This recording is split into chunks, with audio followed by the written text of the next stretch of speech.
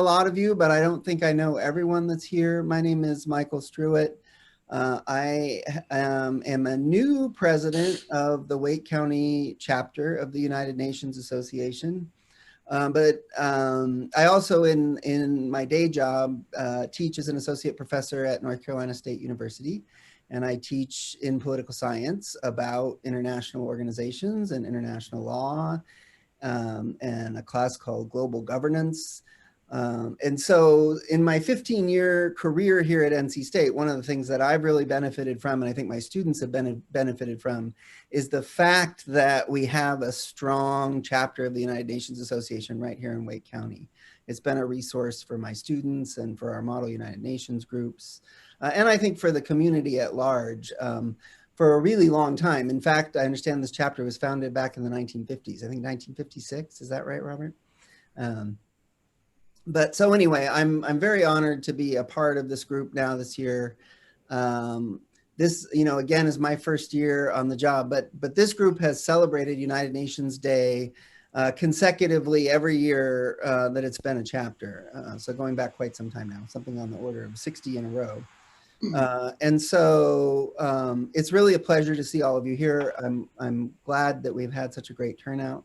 And of course, it's our great honor to have Rachel Pittman, who is the executive director of our National United Nations Association, with us here today.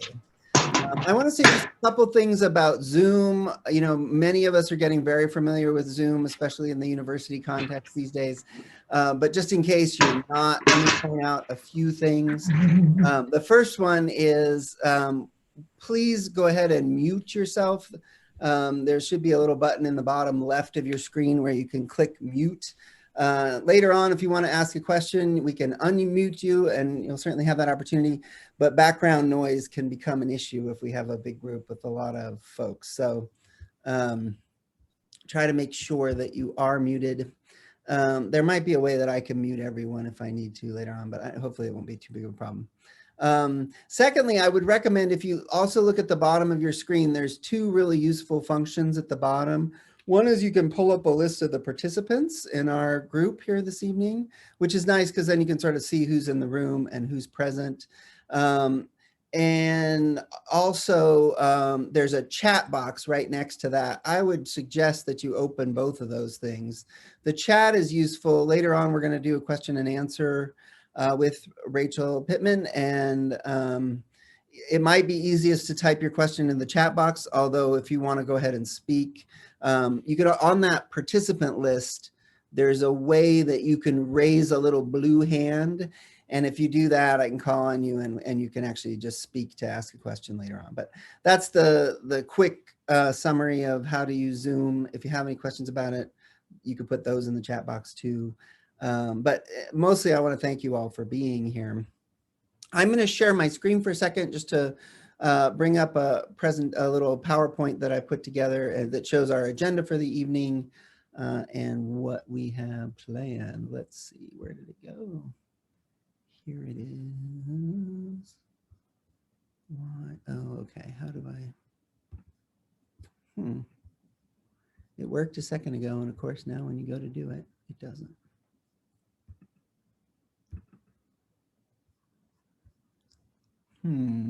What are you seeing now? Probably not. Your screen. Okay, with all of its messiness though. Yeah, it's from beginning. Yeah. Yeah. Is that better? Can everybody see it now? Mm-hmm. All right. So welcome to our annual United Nations Day celebration. Of course, most years we have a fancy dinner, and I wish we could do that, but under the conditions, I'm very glad that we have such a good turnout, and we're glad to have you all here. I just want to say a couple things about our chapter real quickly, tell you a little bit about what we're up to. Like I said, I've seen the value of this chapter as a faculty member here in the community for a long time. Last year, the chapter put on a great speaker. We had the new North Carolina director of environmental policies come and speak to the group last year and talk about climate change. And after that meeting, it was clear that the chapter leadership needed some help. And so I volunteered to get involved because I really think that this chapter is a great asset for us here in the community. We had all kinds of plans for big events we were going to do this year. We had an Earth Day event planned for April that we sort of had to cancel in the first couple of weeks of March, along with pretty much everything else that was going on in our society in this day and age, you probably know. But we have a lot of great ideas, and someday when things get back to normal, we really are planning to do a lot of work to build out the membership of the chapter and grow it. So if this is your first time at a United Nations Association event, welcome. We're very glad to have you here, and we have a lot to do. We would love to have your help.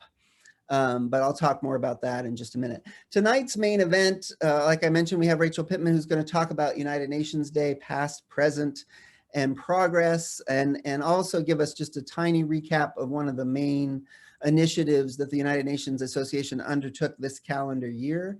That was part of a global effort, really, to recognize the 75th anniversary of the United Nations by involving regular citizens in a dialogue about what they hope to see from the United Nations in the future. And it was tremendously successful. There's a report on the United Nations Association's website now that recaps all the different views and opinions that Americans across the country expressed about what they would like to see from the United Nations in the future. After Rachel's remarks, we'll do some question and answer. And then at the end, my co-conspirator, Beth Deegan, is going to talk a little bit about ways that you can get involved and take action with our chapter in the future. And I'm going to touch on that in a little bit here in a minute as well. So that's our agenda for this evening. Thank you again, all of you, for coming. We're very glad to have you. So like we mentioned, this chapter goes back to 1956. It's had a long history of hosting events in the community. One of the most successful things we did was back in 2005. This was before I was involved with the group. But this chapter hosted a conference that had over 200 attendees to celebrate the 60th anniversary of the United Nations. Now we're 15 years on from that, celebrating the UN75th. But we think there's a great opportunity to continue talking in the community about the good work that the United Nations does.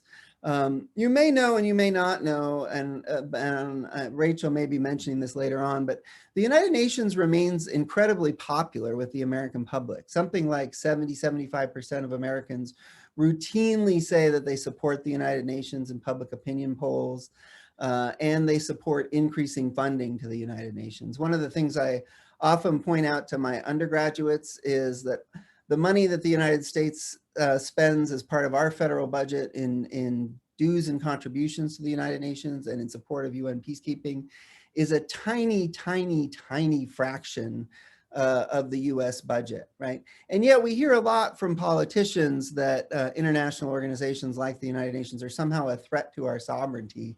I couldn't disagree more with that general point of view, right? I tend to think that the way the United States can really have an impact in the world and make it a more peaceful and human rights promoting place and ensure that there are safe places for refugees to go is for the United States to actively participate in the United Nations. And of course, we also all know that climate change is on our minds very much.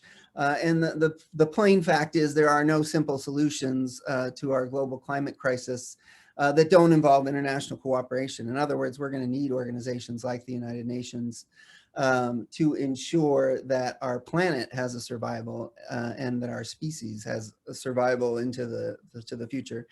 And, you know, with international cooperation, I think there's every expectation that we can prosper as well. Of course, another big issue that the United Nations has, that the United Nations Association has been engaged with this year is the decision by the US government to leave the World Health Organization in the middle of this global pandemic. That's something that many of us, of course, think was pretty foolish and rash. And one of the active campaigns that the United Nations Association is working on now is to call on Congress to restore funding to the World Health Organization and make sure the US continues to participate in that vital international organization. So I want to say just a tiny bit about why I think civil society organizations like this one can be so important. As a scholar of the history of international law, actually my dissertation advisor wrote her original doctoral dissertation and thesis about the role of citizen organizations and churches and basically what we would call nonprofit organizations or non-governmental organizations today in supporting international law and institutions like the League of Nations and the International Court of Justice throughout history. Basically, it turns out that governments have never been particularly inclined to engage in a lot of international cooperation and building the institutions of international law, except in those moments where civil society groups and mass publics have pressured them to do that. And of course, it was true at the San Francisco Conference in 1945 when the United Nations was established. Franklin Roosevelt, of course, was a big supporter of that group.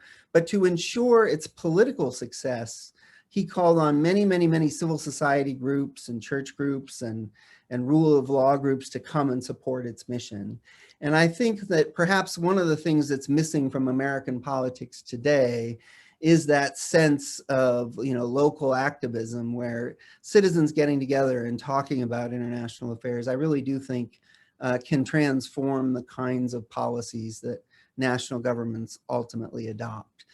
There's a famous book in political science by Robert Putnam, Bowling Alone, which talks about, how Americans don't like to join organizations anymore.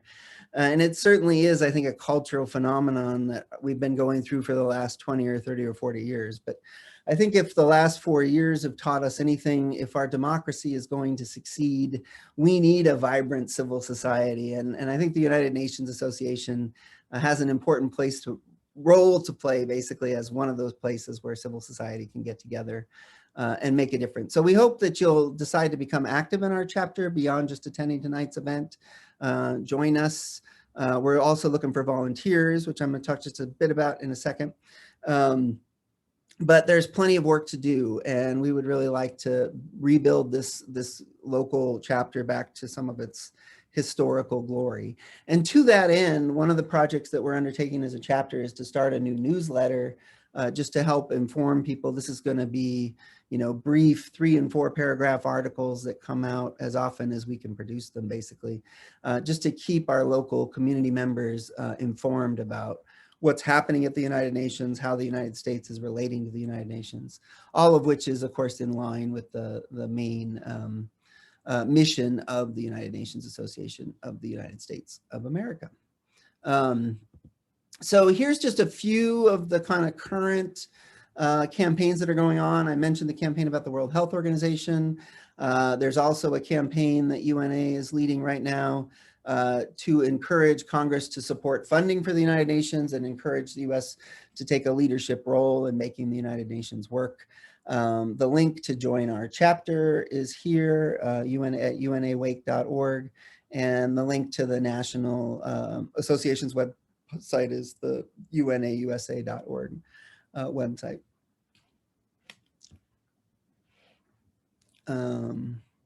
And within our chapter in particular, we've got an active board now, and I want to thank all of my board members, Beth Deegan, Hector Javier, Catherine Maxwell, Dan Figgins, and Robert Lamb, who's really the one who, as president of this organization, kept it going through many of the recent years. They have been a great support to me and in sort of keeping the organization alive this year. But we are looking to add some new board members. We need a social media coordinator, especially maybe somebody that's a little bit younger and isn't just stuck in the Facebook version of social media, like most of us are, unfortunately, on our existing board. Somebody who knows what Instagram is, in other words. We're looking for an advocacy coordinator that could help us identify projects that we could do as a local chapter, and a membership recruiter, and definitely people to write and edit for our newsletter. So if any of that interests you, please get in contact with me. My email is easily found on the North Carolina State University webpage or at our Wake County chapter page. So I won't try to read it off to you now, but Michael Struit, I'm very lookable. But we want to hear from you and get you to volunteer. And so with that, I want to introduce our keynote speaker for the evening, Rachel Pittman. She is the executive director of the United Nations Association of the United States of America. She's been in that position for a year or two now, I think. Was a program and advocacy director before that. One of the campaigns she led, I know, was to raise money for American citizens to donate to support education in UN-sponsored refugee camps around the world. I don't know if you all know, but there are many hundreds of thousands of people around the world living in refugee camps these days, some in the Middle East, in the Palestinian situation, folks that have been in those camps and sometimes for decades as a result of the Syrian civil war in Turkey. And Lebanon, because of the situation in Myanmar and Bangladesh, we have a number of Rohingya refugees living in United Nations refugee camps, and across parts of Africa and in other parts of the world as well. I think that work that Rachel did shows the ways that by Americans getting involved, we can really make a difference in helping the UN to succeed in its overall mission. So I think I've talked for too long already. I'm going to be quiet and turn things over to our keynote speaker, Rachel. And if you want to do the screen sharing thing, you're welcome to. Oh, okay. Here, let me, I have slides that I'm happy to share. Great. Can everyone see that? You can get. Yes. Okay.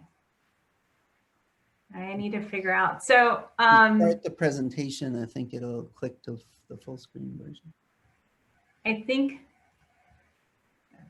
So as I do this, just to let you know, I'm juggling between notes and slides. So if there's some awkwardness, now you know. But I just want to say hello to everyone. Good evening. I'm just really honored to take part in UNA Wake County's virtual UN Day program this evening. And I want to thank your president, Michael Struit, for inviting me to discuss past, present, and progress. And go to the next slide. There we go. So as you know, we're here to honor the 75th anniversary of the United Nations. And of course, this is not how we anticipated the world would be celebrating such a milestone, but I'm inspired by the way advocates such as yourselves have adapted under the limitations of this new normal, finding new ways to connect with one another, to educate, inspire, and mobilize your community to support the UN's work. 2020 has brought unprecedented challenges that are currently impacting every person in the world. We are experiencing a shared urgency not only to overcome devastating global pandemic, but to rebuild a stronger foundation for global progress. It's only fitting that we look to the UN's history and celebrate its fundamental purpose today. The UN represents humanity's highest ideals and most ambitious goals, and yet it was born from our darkest days. 75 years ago, our world was devastated in the aftermath of World War II. Half of the population lived on less than $1 per day. Human life expectancy was 45 years. The pain and trauma hung like a thick fog, a constant reminder of so many lives lost. Survival meant doing everything in our collective power to ensure humanity would never face this hardship again. And from shared experience and suffering, we created a system which would defend us from our worst possible actions, a system to equip future generations with global teamwork as a first line of defense. As most of you likely know, UNA USA was fundamental to the UN's inception. In fact, like Michael had just said, UNA USA members helped to create and visualize the United Nations. 75 years ago, delegates from 50 countries came together to showcase a commitment to international cooperation and shared action for peace. Leading up to this moment, 42 organizations, including the American Association for the United Nations, which is now UNA USA, had advocated for the UN's formation through partnerships and persistent lobbying. This rich history with the UN is one of many reasons we protect it, defend it, support it, and advocate for it today. Former First Lady, UNA USA Chairwoman and human rights trailblazer Eleanor Roosevelt said, "The world of the future is in our making. Tomorrow is now." The UNA USA community has always directed its mission by reconciling with the past, meeting the present moment with commitment to steer toward hope rather than fear, and creating progress by first deciding what it looks like. Indeed, tomorrow is now. Go to the next slide. Oops. So here we are. It's been 75 years since white laurels on a blue banner became a symbol of peace and hope for all of us. And thanks to the UN's work, we've had some big wins for the world. The Universal Declaration of Human Rights is guiding 193 countries. Nearly half of the world's children have received life-saving vaccines. Smallpox has been eradicated. There is a global agenda to end all forms of discrimination. More than 80 human rights treaties have been signed. The 17 Sustainable Development Goals were unanimously adopted. The Paris Climate Agreement was enacted. And just this past summer, Africa was declared free of wild polio virus. These are just a few of the UN's global achievements, but to count the everyday impact the UN has on human lives would be impossible. When you examine how much the UN has done for the world in under a century, hope is tangible and real.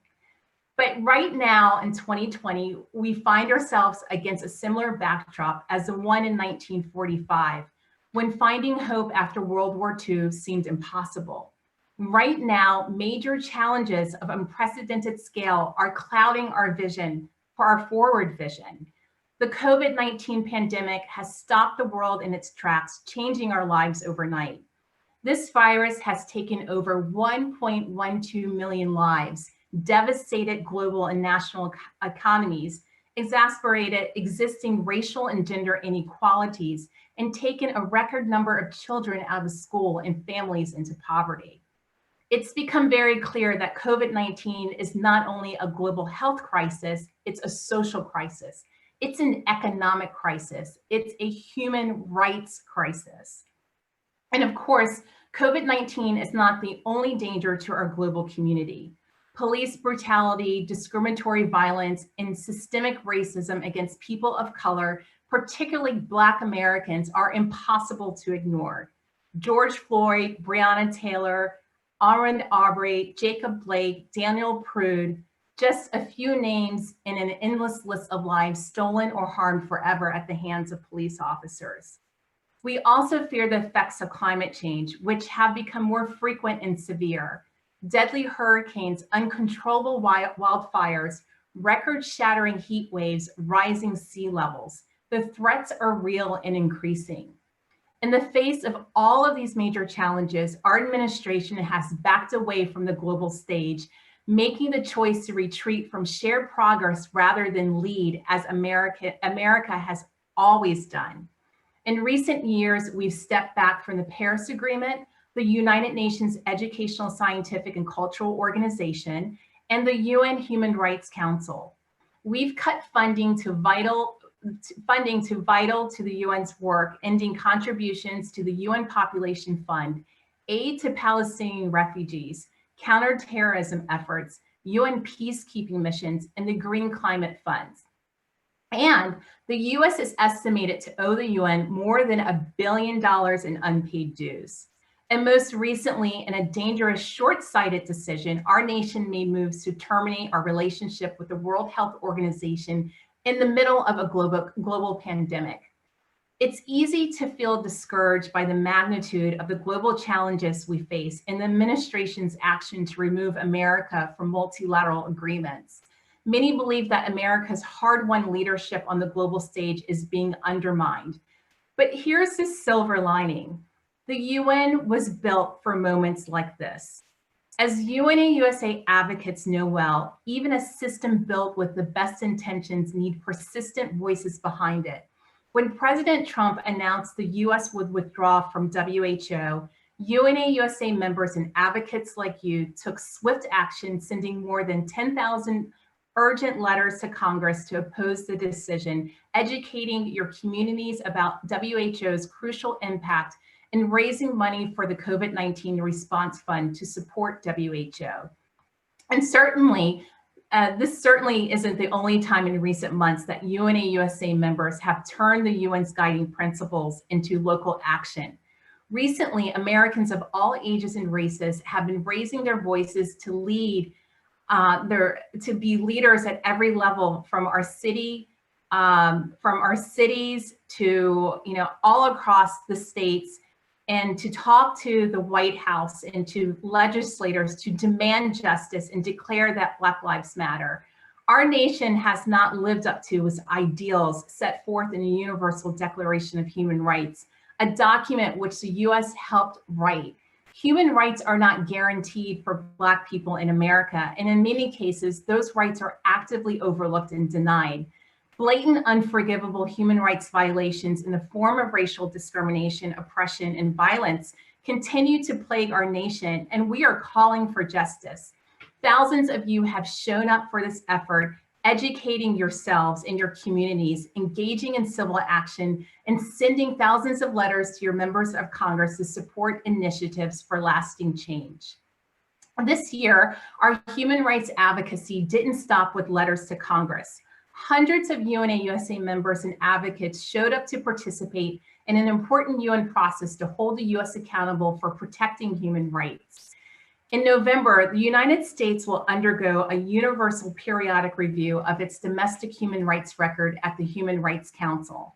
In preparation for the review, UNA USA campus and community chapters hosted local consultations to provide recommendations for how the US can do better. We submitted 11 reports to the UN Human Rights Council, which examined issues like gun violence, criminal justice reform, election integrity, gender discrimination, and immigrant rights at the community level.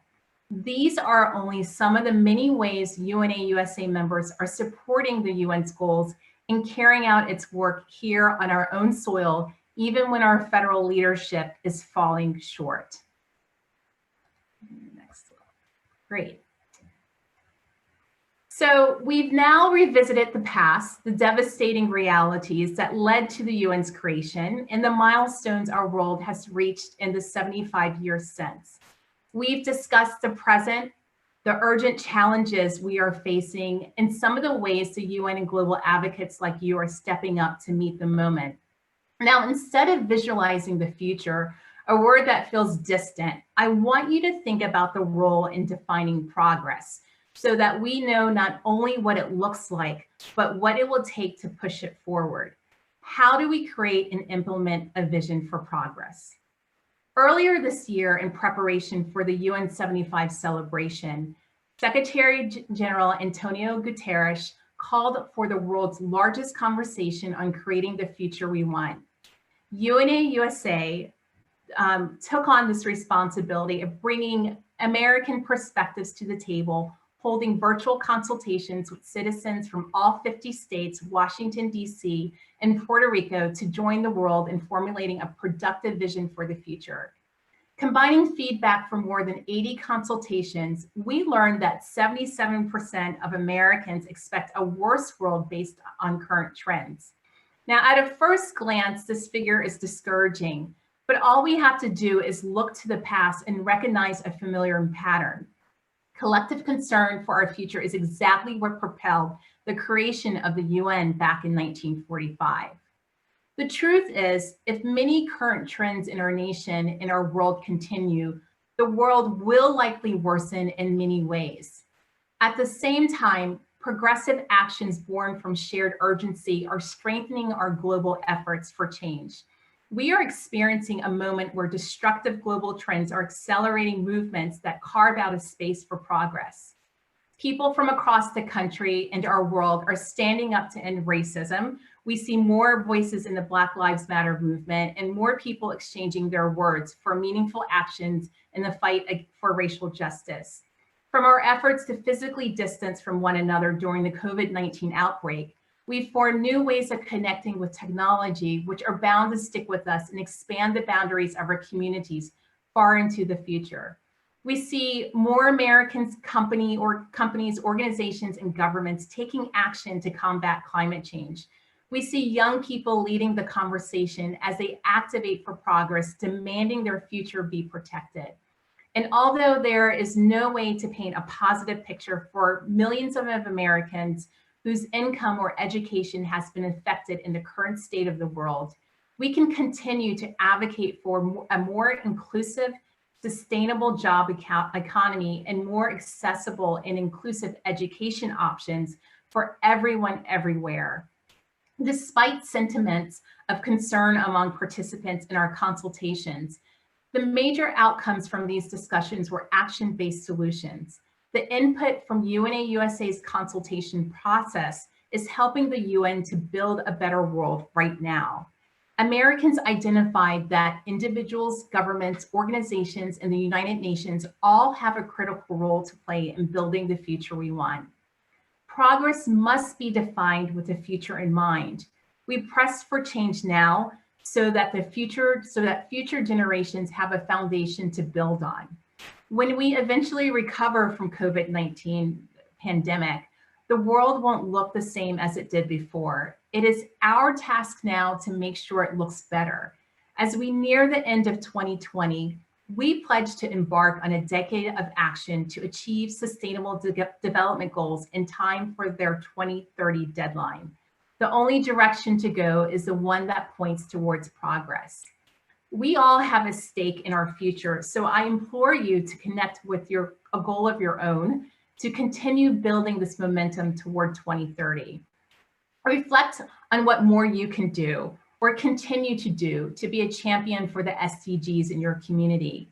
Lean into this network of people to provide you with both support and accountability, because continuing the dialogue and engaging with others is key for success.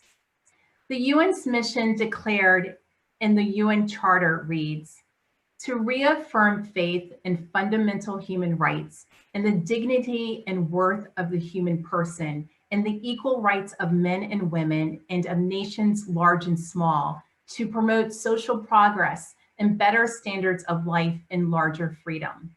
Right now, as we honor 75 years since these words changed the world, they feel more relevant than ever. Progress will be realized when Black Americans feel safe and respected in their own country, when we save succeeding generations from the effect of climate change, when human rights are guaranteed for every person, no matter where they live, how they worship, what they look like, or who they love. And when we can reestablish our nation's leadership on the world stage, working alongside fellow member states to prepare coordinated responses for future health crises. These are just a few of many ways we must define progress in the moment. And in another 25 years, when the UN turns 100, we will surely need new evolved definitions for progress. But the foundation will be stronger, and the UN will still support humankind's never-ending pursuit for a better world. Thank you. So I'd like to actually conclude my time with you by inviting you to take part in an advocacy action right now. And let me get it up.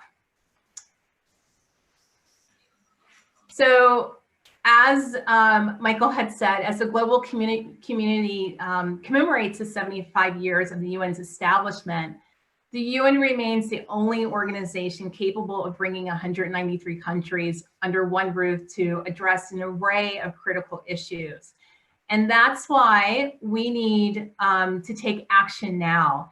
And as I mentioned earlier, the US is estimated to owe the UN more than $1 billion in unpaid dues. And this has serious implications for the UN's work.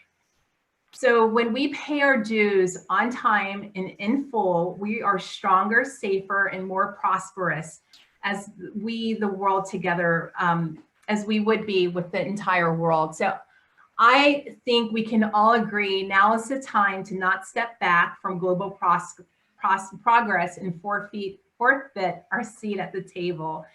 And what you can do now is, if you have your cell phone with you, you can text UN75 to the phone number 30644. And this will allow you to urge your members of Congress to support full funding for the UN. And what I'll do is I will put this in the chat box. Let's see if I can do that.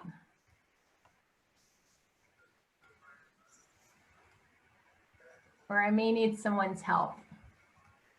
I'm going to stop sharing my screen so I can do this.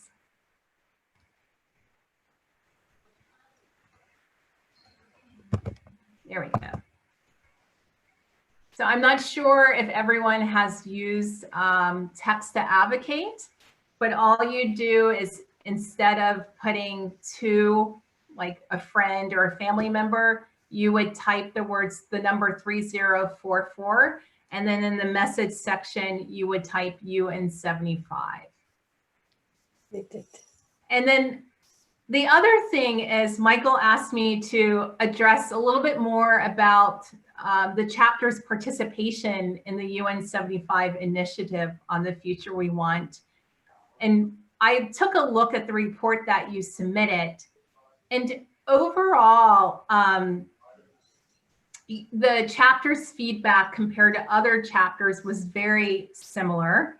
And just to let you know, for those of you that don't know, we took your feedback and the other 70 plus consultations, which made it 80 consultations.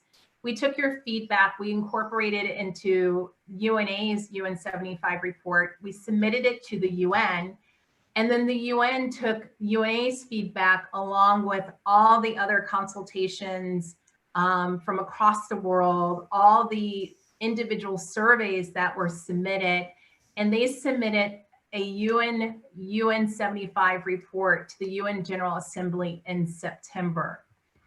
A couple interesting things is, this chapter was a little bit more positive than the overall participants of UNA consultations.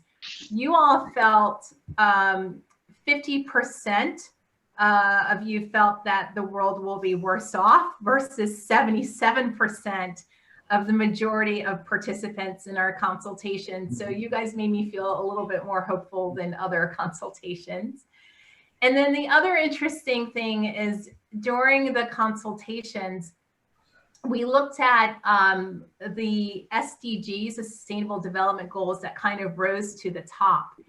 And for you all, I didn't match the SDGs when I looked at it this evening, but you focused on human rights, gender equality, environmental protection, and migration management, where you were pretty close to the rest of the participants, who focused on quality education, reduced inequalities, climate action, and peace, justice, and strong institutions. And those are the things that people felt that were critical for our future. You know, what are the main things that we need to address to help support the other SDGs? And then lastly, I wanted to say that actions that are needed to have a sustainable future, this chapter really aligned with all the other chapters, where issues like, we need to activate on the SDGs, we need to focus on gender equality, youth engagement, and things like collaboration amongst governments, collaborations between governments and corporations, governments and NGOs like UNA USA. So the message was very strong. It was very concise, and we were all kind of together when we submitted our reports to the UN. I think a lot of UNA members had the same beliefs on what we feel is needed to have a positive impact on our future. And just to let you know, we are still collecting submissions from chapters and from individuals that want to give their input on the future that they want. And then we will submit an addendum to the UN.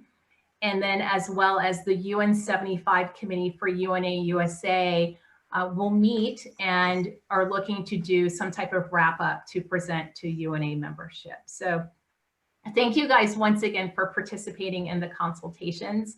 I think it was really important that we were able to give our voice to the UN on the future we want. Great. Thank you for that, Rachel. I appreciate you linking it back to our chapter's contribution like that.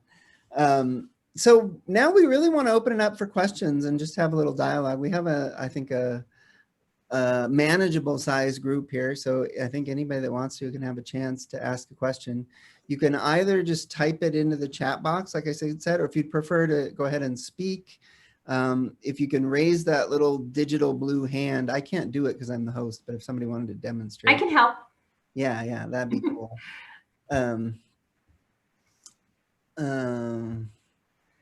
So if you open up the participant list, there should be a way, like if you click on your name, or I guess below your name somewhere, to raise the magic blue hand. Of course, you're a co-host now too. Maybe you can't. Yeah, and it's a small group, so you could just unmute if you want and talk. That's true. You could just unmute yourself and we recognize too. So who has questions? I have one. Sure, Vivian, go ahead. For Michael. Earlier you used the phrase about finding a safe place, creating a safe place for refugees to go. What did you have in mind? Well, I mean, my personal point of view is that the advanced industrial countries could do a lot more to permanently resettle refugees, right?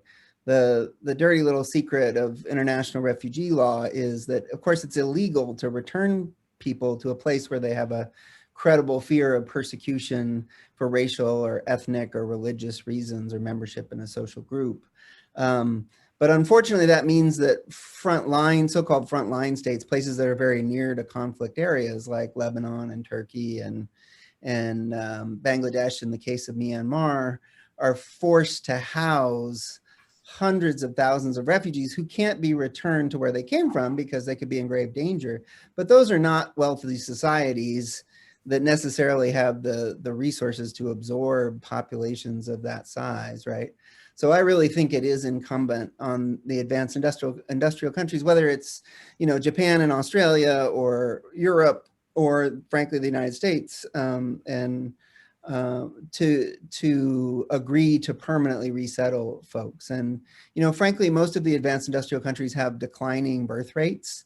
And we need immigrants to keep our economy strong and to have ambitious young folks out there that are willing to work and create jobs. So I think in the end, that's a big part of the solution.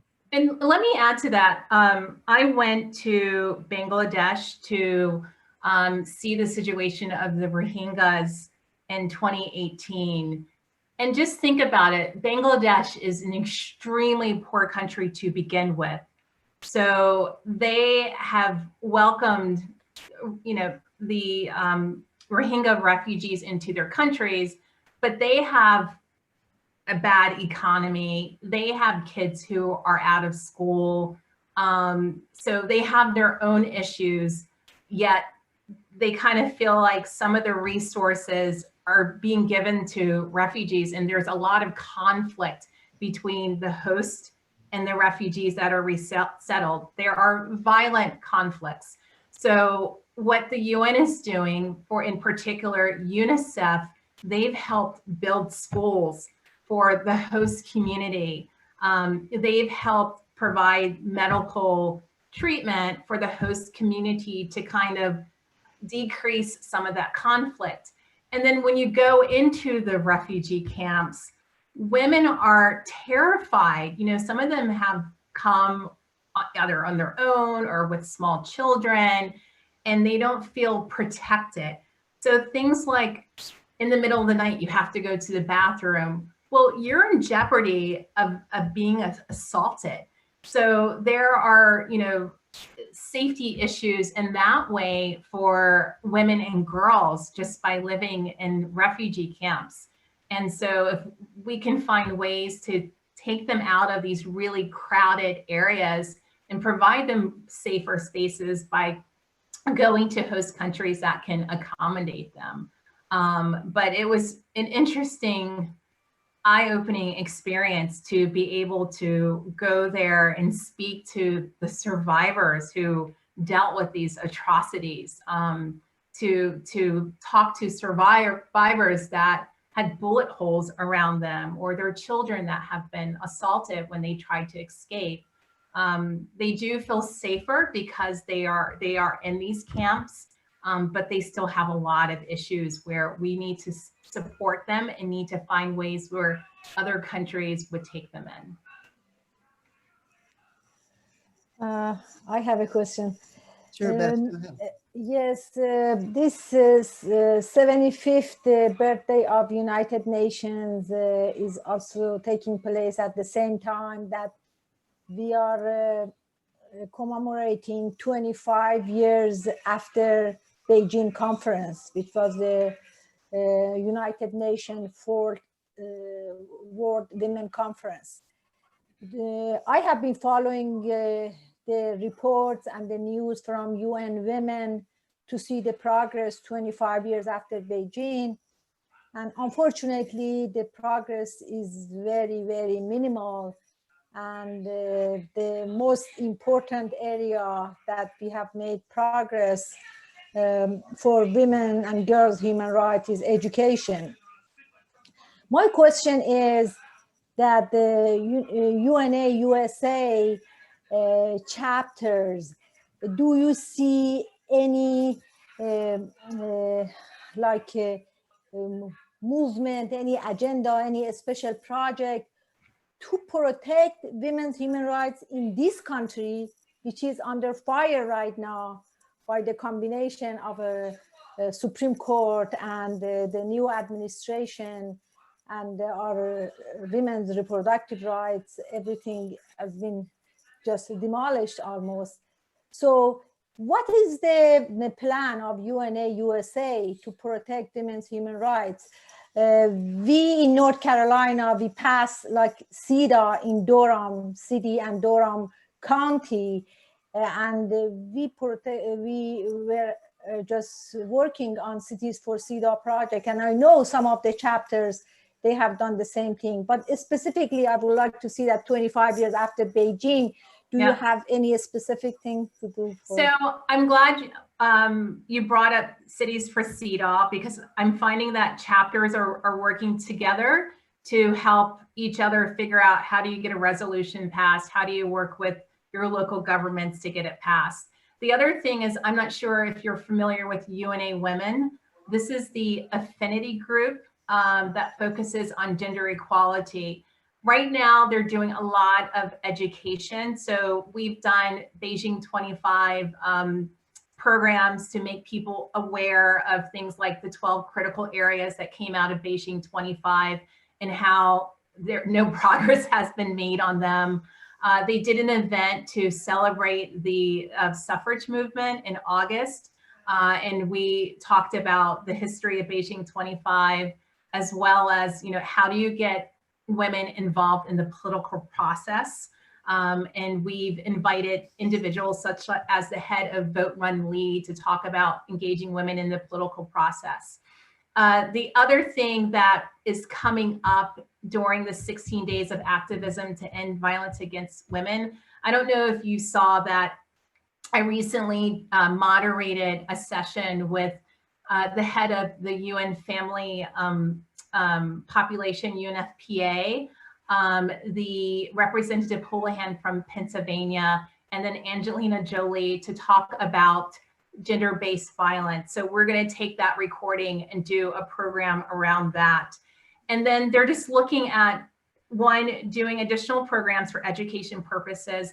And then we also produce tools for chapters to do the work in their own communities.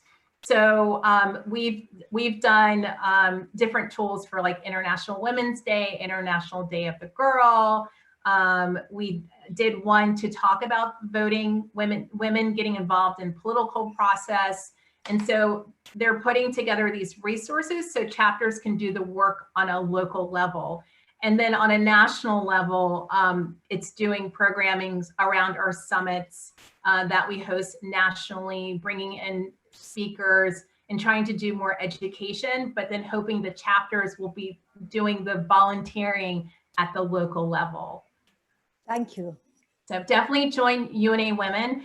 And then something for everyone to know, we are really trying to push people to use UNA Forum. This is the online platform where you can join affinity groups such as UNA Women, UNA LGBTI, UNA Human Rights affinity group. There is a Young Professionals affinity group. There's a humanitarian affinity group that came out of the refugee campaign that we did. And there's another one that I'm missing. But these groups you can join and start communicating and exchanging ideas of what you can do on the local level. And if you did not get the invite to join UNA Forum, just email membership@UNA USA and ask, for access to join the group. You have to be a UNA member to join it. So Rachel, we have a couple of questions in the chat box that I thought maybe I would just sort of summarize for you in case you don't have a chance to look at it.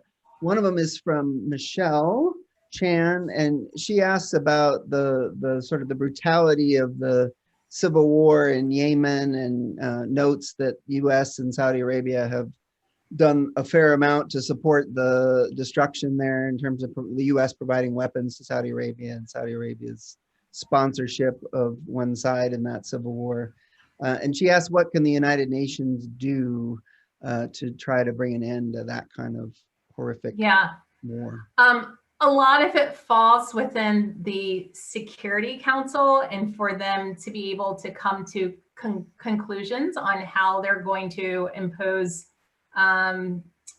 different enforcements together. So I think that's one big issue that not a lot of agreement has come about in order to improve the situation there. And then the other thing is it's just a call for the end of wars and violence. So for example, I was in there's a UN, we call it a UNDC group. So all the UN agencies within Washington, DC, we meet on a weekly basis to update one another on what's going on.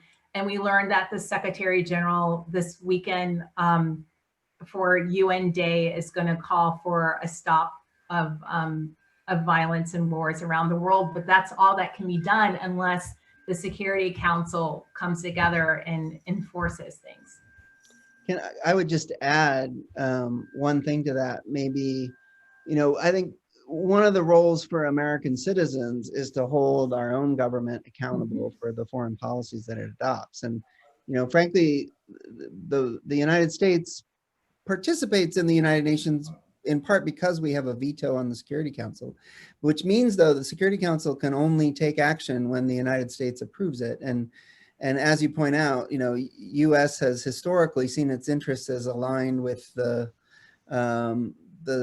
monarchy in Saudi Arabia, but it may not be the case anymore that that's really how Americans should think about U.S. national interests. And, we all have the power to affect who the U.S. president is, right? Unfortunately, no one in Yemen gets a vote on who should be elected president of the United States, but all the U.S. citizens here do. So there's always that channel of making a difference. Let's see, we had another question from Laura Hilton, sort of along the same lines. I'm not exactly sure if I'm phrasing it right, but basically I think Laura's asking, given the damage that the Trump administration has caused in the international arena, what can the United Nations do to sort of adapt to that, and what are the steps going forward to undo some of that damage? So what you see going on now, other countries are stepping up more, where the U.S. is taking a back step. Some countries we don't want to step up as much as they are, such as China. So that's one thing. And then you're finding within the United States, let's take the Paris Agreement. The U.S. Said they're pulling out of the Paris Agreement. And so you find state governments coming together saying, we're going to do what we can within the states. Local governments are doing it. corporations are getting involved as well, and stepping up to the plate and readjusting their own business to be more green. And then everyday citizens like you and me are doing something just to mitigate the administration's decision to take a step back.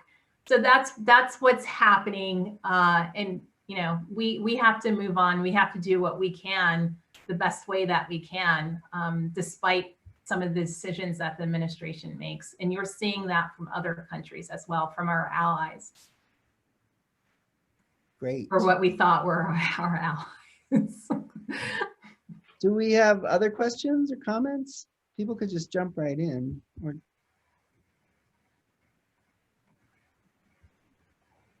And I have ideas if you don't have any. We can all vote. Everybody's Yes. got to vote. Vote. That's Definitely absolutely vote. true. I heard you all talk about, There's a is the question UN from, doing anything to support Afghan women's voices in peace process?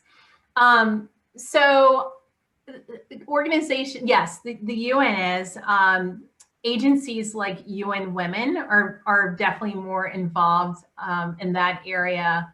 To answer your question, I think the UN does a really good job of working with different countries in trying to get more women's voices acknowledged in the political process, because there tends to be more peace in a country if women are in the peace building process. So yes, that is occurring. What I was going to say, just kind of going down another tangent, is that I heard you all talk about when things go, I don't want to say go back to normal, because we want to build better than we are today, that you'll be able to do more. I think there are some things that you can do now. I just wanted to share the other chapters are doing. They're having coffee chats. So they're inviting experts in their area. And like you had said, you know, now that we're virtual, you can invite people from all over the US or all over the world if you want to discuss different topics. So take advantage of that. You can do coffee chats. Some chapters are doing happy hours as well. I think that they found to be pretty exciting. And then during these meetings, you can add things like polling and kind of poll what other people are thinking about different issues, and you can talk about them. So there are a lot of many different ways, and we'll be happy to work with you. And Katrina Finch, who's your liaison for the national office, can work with you to kind of help you guys stay connected until we can meet face to face. So I just don't want you to think that you have to wait until you're face to face. There's some fun things that you can do, some things that can just help educate you even more. And we'll continue to do things from the national office to help you stay engaged. Great. I want to thank you, Rachel, again for taking the time to speak with us this evening.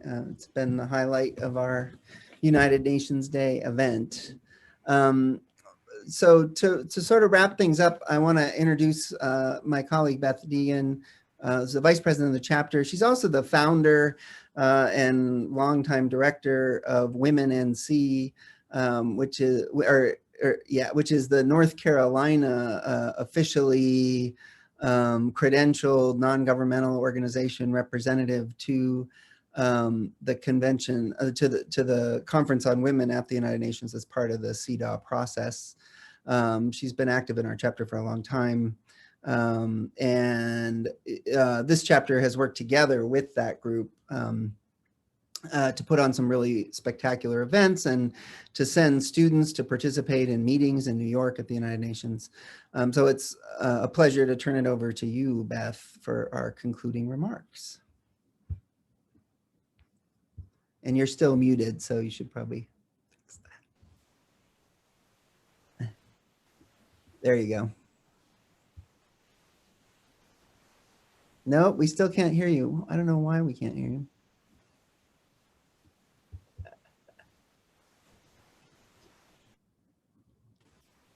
Try it now. No. Do you hear me? Yep, that's working. Okay. I make it very short because we are pressed for time. And the only thing that I need to say to thank Michael and especially Rachel for joining us tonight with such an inspirational presentation and very, very informative. You covered it all from the past, from present to the action that we need to take. I would like just to share my personal experience with UNA USA to encourage all the participants to join UNA USA as a movement in the United States. I joined the UNA Wake County chapter 21 years ago, and with many thanks to Dr. Dan Figgins, who's serving in our board now, and he encouraged me to join the chapter. And since then, I have had the opportunity to meet a very special network of human rights activists and to learn more about the global issues and to participate at the United Nations Commission on the Status of Women annual event for the past 20 some years. And I was able to take my passion for advocacy work to a very higher level by founding a new organization, which is the focus is on youth leadership and women's human rights in the context of CEDA and Cities for CEDA in North Carolina. So I would like to encourage all of you who are not the member to join and to encourage your network to join this great organization. You will benefit a lot, and this is a place that you can grow and you can learn about the advocacy work and how to be impactful as a local citizen at the global level. I also would like to thank everybody who took his time to or her time to join us tonight. And if you want to join the UNA USA, you can go to their website. It is very easy. They have an excellent website. You can find the link to join. And as Michael mentioned, our chapter needs a lot of help. We are looking for social media coordinator, advocacy coordinator, and also membership recruiter and chief editor for our newsletter. And if you are fired up after Rachel's and Michael's talk and you want to do something immediately, as Rachel said, you can text to 30644 and then in the body of your text say UN75, or go to the UNA USA and ask Congress to advocate for full funding of World Health Organization, or to urge Congress to support a strong US leadership at the United Nations. Thank you very much. Have a nice evening. And I hope we will see you in our chapter activities in the future.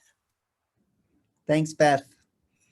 Thanks, everyone. I think that wraps up our program for tonight. Appreciate it. Thank you. Bye, all. Bye. Good night, all.